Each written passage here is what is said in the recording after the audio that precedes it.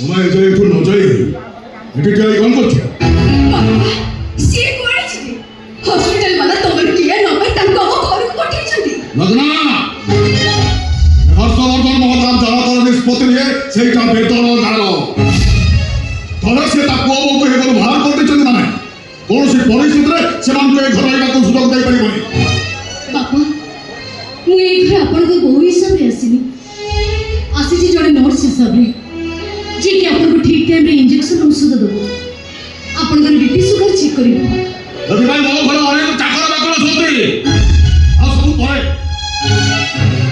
ଓ ଝିଅ ଅନୁଷ୍କା ମୋ ପାଖରେ ରହିଲେ ତମର କିଛି ଆବଶ୍ୟକ ପଡ଼ିବନି କାହିଁକି ବାପା କାହିଁକି ତମର ଏତେ ଅଜ ହଉଛି କାହିଁକି ସୁକୁରାଲ ଆଉ ସ୍ୱାତି ପାଖରେ ମତେ ଛୋଟ କରିବ ଅନୁଷ୍କା ମୁଁ ତମ ଝିଅ ମତେ ବାହା କରି ଶାଶୁଘରକୁ ପଠେଇବା କଥା ମତେ ଘରେ ରଖୁଛ ଅଥଚ ନିଜ ପୁଅକୁ ଘରୁ ବାହାର କରିଦଉଛ ସମାଜ ଥିଲେ ତମ ଆଗରେ କିଛି କହୁନି ହେଲେ ପଛରେ ମତେ ଅପନିନ୍ଦା ଦଉଛି ଠିକ ଅଛି ତୁ ଯଦି କହୁଛୁ ତାହେଲେ ସେ ଘରେ ରହିବ କିନ୍ତୁ ତା ଆଗରୁ ମାସିକ ବାବଦ ତାର ଅଗ୍ରିମ ଟଙ୍କା ପାରିଶ୍ରମିକ ବାବଦକୁ ମୋ ପାଖରୁ ନେବାକୁ ପଡ଼ିବ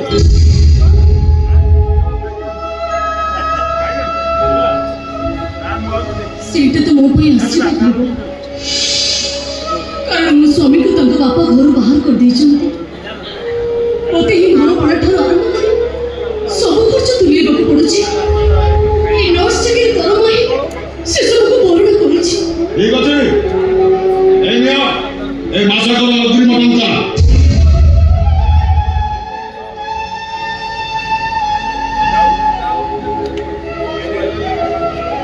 ମୋ ପ୍ରତି ଏତିକି ଦୟା କରିଥିବାରୁ ଆପଣଙ୍କୁ ଅଶେଷ ଅଶେଷ ଧନ୍ୟବାଦ ସାର୍ ଭାଉଜ ତମେ ବାପାକୁ ସାର୍ ବୋଲି କହୁଛ ତମେ ମୋତେ ଭାଉଜ ବୋଲି ଡାକିପାର ହେଲେ ମୁଁ କେମିତି ତାକୁ ବାପା ବୋଲି କହିବି ଏ ଘରେ ପରା ମୁଁ ବୋହୂ ଭାବରେ ନୁହଁ ନର୍ସ ହିସାବରେ ରହୁଛି କିଛି ଶୁଣିବି ଲଗ୍ନ ମତେ ସବୁ କରିଛି ତୁ କେମିତି ହସ୍ପିଟାଲ ଦିନ ରାତି ଏ କରି ବାପାଙ୍କୁ ସେବା କରିଛୁ ସେ କଥା ମୁଁ ସବୁ ଜାଣିଛି ବାପା ତତେ ବୋହୂ ଭାବରେ ଗ୍ରହଣ କରୁଥିବା ନ କରନ୍ତୁ ତୁ ଆମ ଭଳି ଗୋଟେ ଝିଅ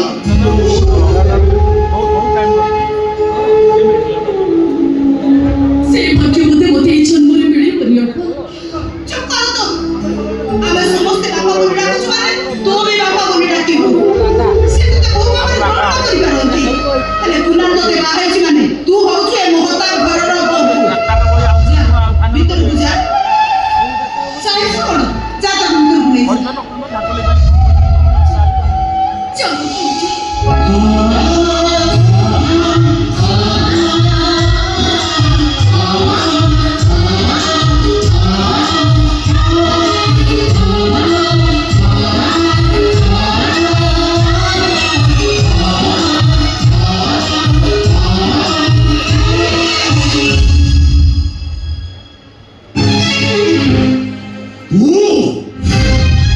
ତୁ ଭଳି ଭଲ କମାଇ ଖାଇକି ଆସିଛୁ ବାପା ହସ୍ପିଟାଲରେ ସ୍ୱାତି ତମର ଯେତିକି ସେବା କରିଛି ତାଠୁ ଅଧିକ ସେବା କୁନାଲ କରିଛି ରାତି ରାତି ଅନିଦ୍ରା ହେଇଛି ତମକୁ ଦେଖା କରିବାକୁ ଆସିଛି ଏଇଟା ମୋ ପ୍ରଶ୍ନର ଉତ୍ତର ନୁହେଁ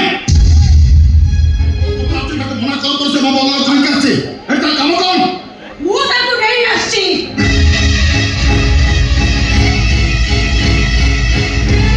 ତମ ସ୍ତ୍ରୀ ତାକୁ ନେଇ ଆସିଛି ଓଲାରି ଦିବାର ଏତେ ବର୍ଷ ଭିତରେ ତମେ ମୋ କଥା କେବେ ଅବାକ୍ୟା କରିବ ଆଜି କଣ ପାଇଁ ଅବାକ୍ୟା କରୁଛ ଏ ଘରକୁ ଯୋଉ ବିପକ୍ଷେ ଆସିଛି ତାକୁ ସେ କାନ୍ଧରେ କାନ୍ଧେଇବ ମୁଣ୍ଡରେ ମୁଣ୍ଡେଇବ ତା ଭଉଣୀକୁ ସାହାରା ହବ ମାମା କଣ କେମିତି କହୁଛୁ କୋଉ ବିପତ୍ତି କଥା କହୁଛୁ ବାପା ତ ଭଲ ହିଁ ଘରକୁ ଫେରିଲେଣି ବାପା ସିନା ଭଲ ହେଇ ଘରକୁ ଫେରିଛନ୍ତି ହେଲେ ଏ ଘରକୁ ଆଉ ଜଣଙ୍କର ଶବ ଆସିଛି ଦେଖିବୁ ଯା ବାହାରେ ଆଉ ଜଣଙ୍କର ଶବ ପଡ଼ିଛି ଏମିତି କଣ କରୁଛନ୍ତି ସୋଦାବାନି ତାହା ତ ବାହାର କରୁଛି ବାବା ଜୟ ଶଶାଙ୍କର ଶବ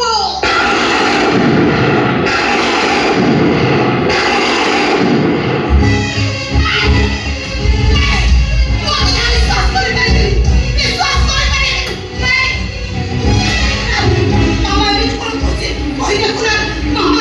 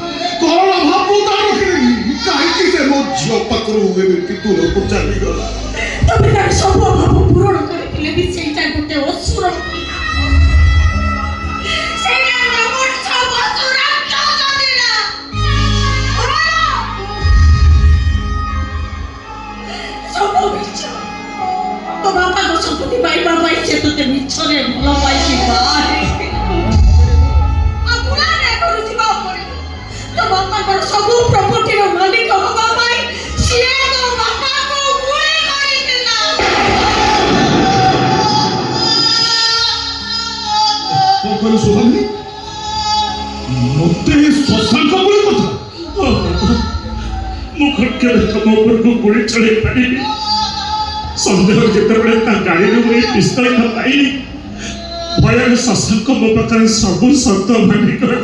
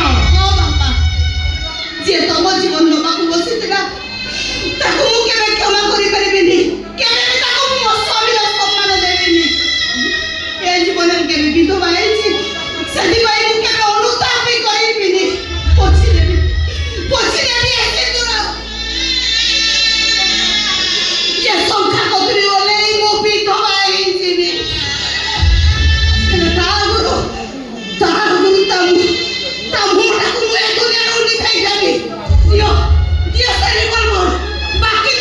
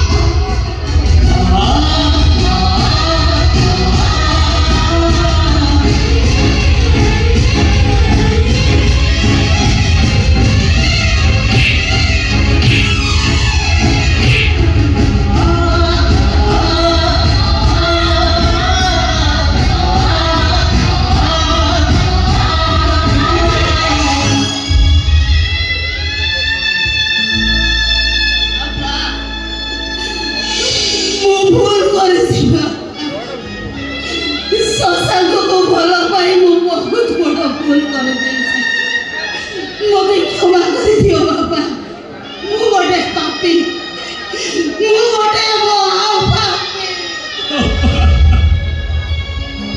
ମୁହଁଟାକୁ ତ ଛେଚି ଛେଚି ନଷ୍ଟ କରିଦେଲ। ସେଇଟା ମୋ ଶବ ନୁହଁ ବୋଲି ମୁଁ କେମିତି ପରିଚୟ ଦେବି?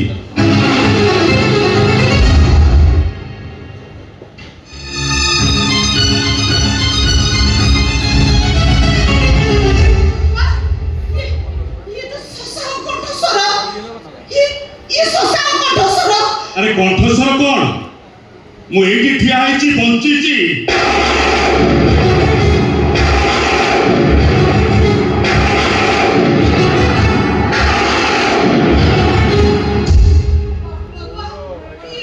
ये तो बची सके मामा कुल्ला लेके काहे कहउथिले? ହଁ ମୁଁ ତ ଆଖିକୁ ବିଶ୍ୱାସ କରିପାରୁନି। କିଏ ମାନଙ୍କୁ ତ ବି ଅବିଶ୍ୱାସ କରିପାରୁନି। ଆରେ ଚୌଧାମିନୀ, ଆରେ ଏତେ ବଡ଼ ମିଛ କଥା ତମେ କଣ ପାଇଁ କହୁଥିଲ? କିନ୍ତୁ ମାନେ ତମେ କିଏ? ଆରେ ମୁଁ ଏ ଘରର ଜ୍ୱାଇଁ ଅନୁଷ୍କାର ସ୍ୱାମୀ ଶଶାଙ୍କ।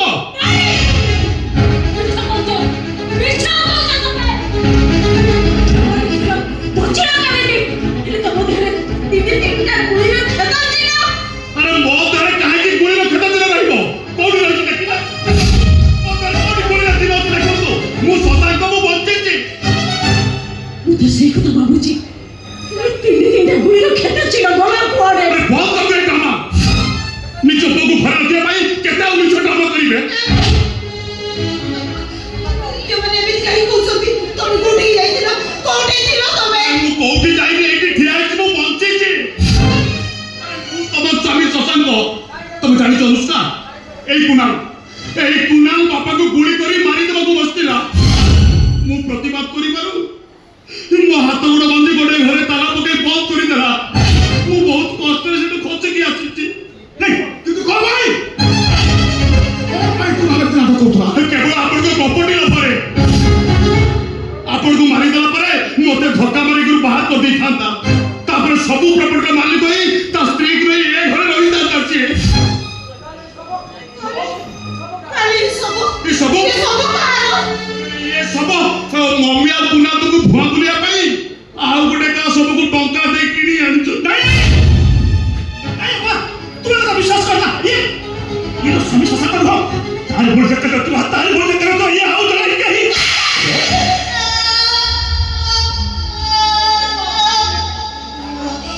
ଭାଇ ଏଇ ଏତେ ତଳୁ ଖସି ଯାଇ ପାରିଲୁ? ସମ୍ପତ୍ତି ପାଇଁ ତୁ ସମ୍ପର୍କକୁ ଭୁଲି ଗଲୁ। ସାରା ଜୀବନ ମତେ ଏ ଘରେ ବିଧବା କରି ରଖିବାକୁ ଚାହୁଁଥିଲୁ। ମିଛ କହୁଥିଲେ ବାପା। ତୁ ଗୋଟେ ଅଯୋଗ୍ୟ କୁଳାଙ୍ଗର ନୁହଁ। ତୁ ଗୋଟେ ଅମଣିଷ ପଶୁ ରାକ୍ଷସ। ଆରେ ବାବା, ମୋତେ ବିଶ୍ୱାସ କର। ମୋତେ ବିଶ୍ୱାସ କର, ମୋତେ ଭୁଲ କହୁଛ। ଯୋଉଟା ମତେ ଯୋଉ ହାତରେ ତୁ ବାପାକୁ ମାରି ତାଙ୍କ ରକ୍ତରେ ଗାଧେଇବାକୁ ଯାଉଥିଲୁ, ସେଇ ହାତରେ ମତେ ଛୁଇଁଲେ ମତେ ପାପ ଲାଗିବ। ତୁ ଗୋଟେ ପାପୀ। ଅନୁଷ୍କା, ଉତ୍ତରକୁ ଧୈର୍ଯ୍ୟ ଧର। ଭଗବାନ ଅଛନ୍ତି। ସେଇଥିପାଇଁ ବୋଧେ ତମ ପାଖକୁ ମୋତେ ପଠେଇ ଦେଇଛନ୍ତି। ଆମେ ଏବେ ଏଠୁ ଚାଲିଯିବା। ଚାଲିଯିବା। ତମେ କୋଉଦିନ ଇଏ ବାପାଙ୍କ ଭଳି ଆମକୁ ବି ମାରିଦବ। ଦେଇଦିଅ ତମର ସବୁ ସମ୍ପତ୍ତି କୁଲାଙ୍କୁ ଦେଇଦିଅ। ଦରକାର ନାହିଁ ମୋର କିଛି। ଏ ଘର ସମ୍ପତ୍ତିରେ ମୁଁ କାଢି ଚାହିଁବି ଚାହେଁନି। ଚାଲିଯିବି। ଆଜିର ମୋ ସ୍ୱାମୀକୁ ନେଇ ମୁଁ ଏ ଘର ଛାଡ଼ି ଚାଲିଯିବି। ଚାଲିଯିବି ମୁଁ ଚାଲିଯିବି।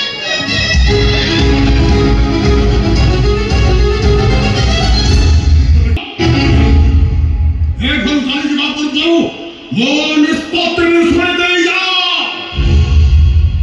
ଆଜି ହସ୍ତବର୍ତ୍ତନ ମହତାବ ଘୋଷଣା କରୁଛି। ମୋର ସ୍ଥାବର ଅସ୍ଥାବର ସମସ୍ତ ସମ୍ପତ୍ତିର ମାଲିକ ମୋ ବଡ଼ ଝିଅ ଅନୁଷ୍କା। ତା ବ୍ୟତୀତ କାଳି ଚାଳି ସମ୍ପତ୍ତି ବହୁ କାଳ ହେଇଛି ନାହିଁ। ହଁ ଆଜି ଉକିଲ ଡାକି ମୋତେ ତା ନାଁ ଲେଖିବାକୁ ପଡ଼ିବ। ଆଉ ବୋଉ କୁକୁଡ଼ା ମରି ଯାଇଛି ସେ ମୋ ପାଇଁ।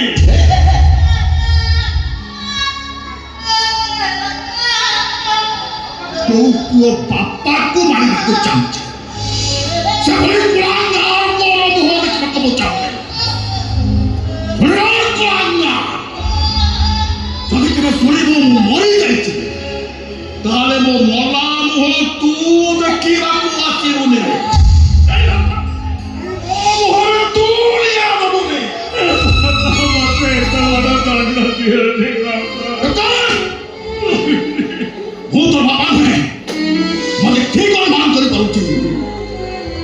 ମମି ଆଜି ଯେମିତି ମୋତେ ମିଛ କହିଲା ଠିକ୍ ସେଦିନ ତୋ ଜନ୍ମଦିନ ତୋ ମମି ବି ମୋତେ ମିଛ କହିଲା।